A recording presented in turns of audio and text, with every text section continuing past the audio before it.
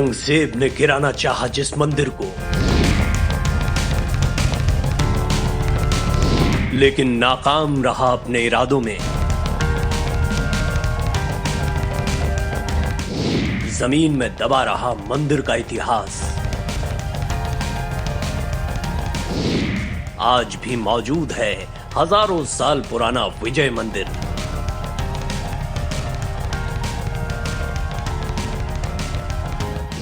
रहस्यों से भरा है ये पुरातन मंदिर।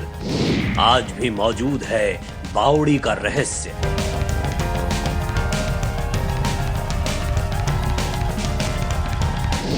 देखिए विजय मंदिर की कहानी। नमस्कार, वेब दर्शन में आपका स्वागत है। मैं हूं आपके साथ भरत श्रीवास्तव।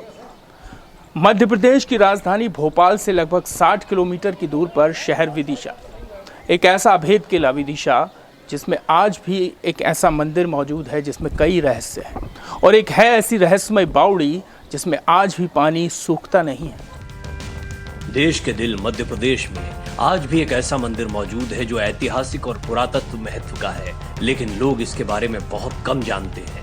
भोपाल से करीब 60 किलोमीटर दूर विदिशा में आज भी हजारों साल पुराना विजय मंदिर मौजूद है। इस मंदिर का निर्माण चालुक्य वंशी राजा कृष्ण के प्रधानमंत्री वाचस्पति ने अपनी विदिशा विजय के उपरांत किया। नृपति के सूर्यवंशी होने के कारण भेल्ली स्वामिन सूर्य का मंदिर यहाँ बनवाया गया। इस भेल्ली स्वामिन नाम से ही इस स्थान का नाम पहले भेलसानी और कालांतर में भेलसा पड़ा। अपनी विशालता, प्रभाव और प्रसिद्धि के कारण ये मंदिर हमेशा से मुस्लिम शासकों की आंखों की किरकिरी रहा।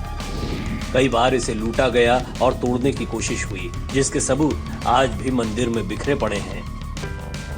विदिशा शहर के बीचों बीच एक बस्ती में आज भी एक ऐसा विशाल मंदिर मौजूद है जो कभी देश के विशाल मंदिरों में से एक हुआ करता था। मंदिर में प्रवेश करने के साथ ही एक खूबसूरत और मन को शांत करने वाला माहौल मिलता है। यहाँ पूरे प्रांगण में बीते समय की कलाकारी और नक्काशी देखने को मिलती है, जिसे करीब से देखने पर पता लगता है कि किस तरह के बेहतरीन कारीगर उस दौर में रहे होंगे।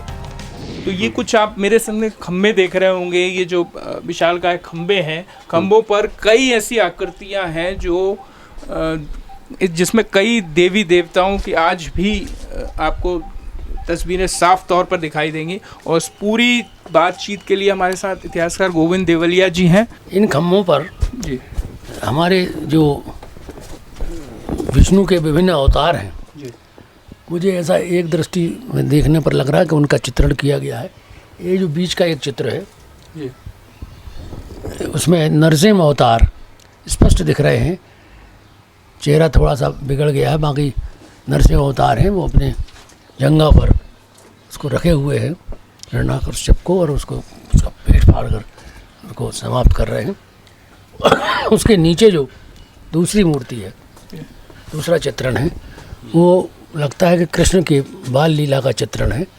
और एक आदमी जाता हुआ दिख रहा है जिसके सिर पर एक बालक है। ऐसा लगता है कि चित्रण किया गया है कि नंद बाबा के यहाँ वसुदेव लेकर के नंद बाबा के यहाँ कृष्ण को जा रहे हैं। और इस तरह की सर, इस तरह का जो ये सामने एक पिलर है, खंभा है, इसमें भी ऐसी कई तरह की आकृतियां हैं। कई देखने पर देवी देवताओं जैसी लगती हैं। सब सारे चित्र देवी देवताओं के ही हैं। वो चूँकि खूब ज़्यादा हुई है। हम अगर इस मंदिर के इतिहास की बात करें तो विजया मंदिर परमार राजाओं द्वारा बनवाया गया प्रतिष्ठा की देवी चर्चिका का मंदिर है। वहां मौजूद एक स्तंभ पर मिले संस्कृत अभिलेख के अनुसार मूलतः ये मंदिर विजय दिलाने वाली देवी विजया को अर्पित है, जिसे मालवा के राजा नरवर्मन ने बनवाया था। भारतीय पुरातत्व सर्वेक्षण भी इसका स्पष्ट उल्लेख करता है।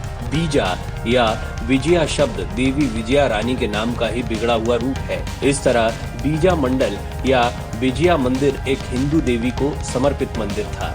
सन 1658 से 1707 में औरंगजेब की क्रूर निगाहें इस पर पड़ी।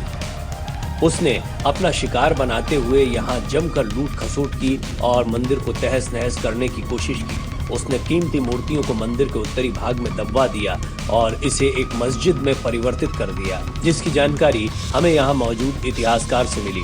मंदिर के ऊपरी हिस्से में चर्चा के दौरान हमें इतिहास की इस धरोहर के बारे में कई रोचक और रहस्यमय बातें जानने को मिली।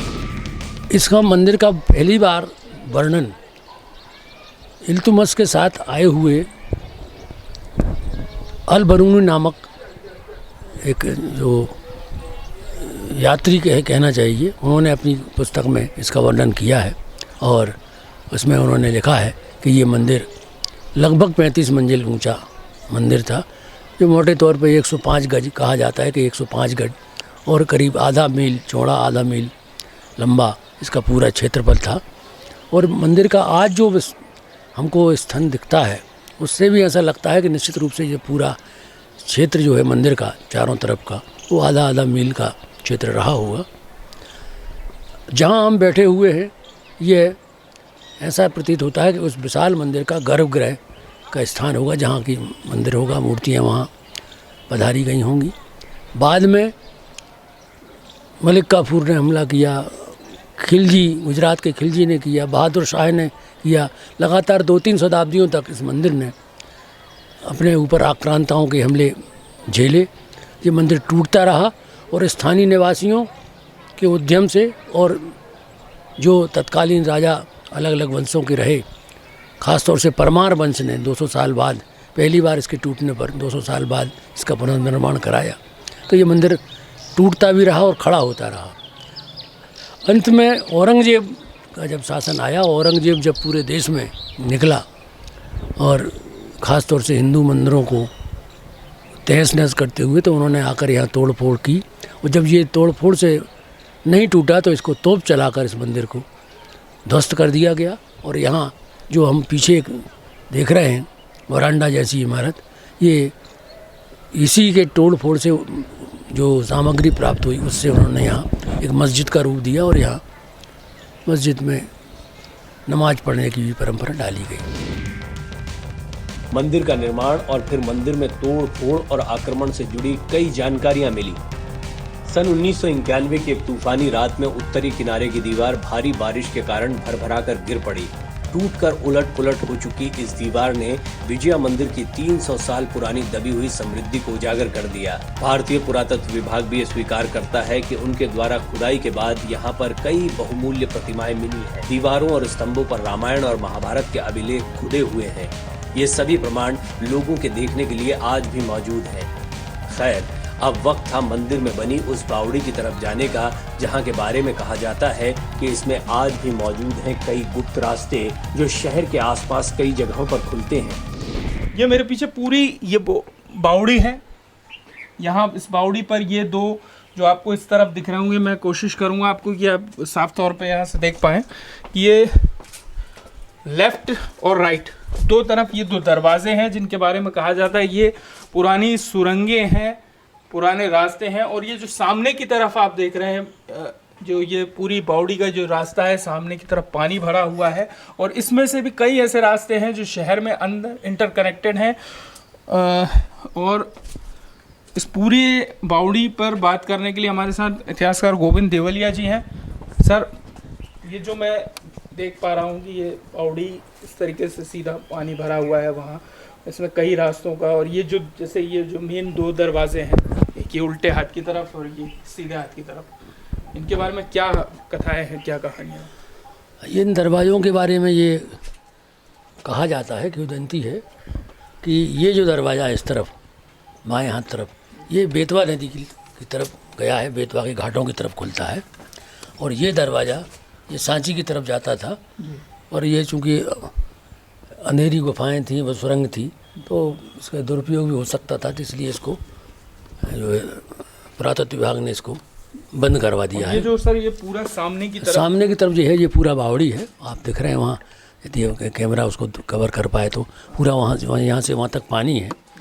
और इस ढंग से था कि घुड़सवार भी आए तो वो मैं घुड़सवार घोड़े के जाके घोड़े को भी पानी वहाँ पिला सके, इसलिए स्टेज बाय स्टेज वहाँ ऐसा बना हुआ है कि वहाँ तक आदमी घोड़े पे बैठा हुआ जा सकता है। मंदिर में करीब 2 घंटे रहने के बाद हमने वहाँ के हर स्थान को गौर से देखा और चर्चा की, जिससे ये पता लगा कि यहाँ मौजूद हर कलाकृति बीते समय का एक बेहतरीन नमूना है। ये भी एहसास हुआ कि आज भी इस मंदिर में कई रहस्य हैं जिनका वक्त के साथ राज खुलता रहेगा और यहाँ की सबसे रहस्यमयी बावड़ी आज भी एक अनसॉल्व्ड मिस्ट्री की तरह है।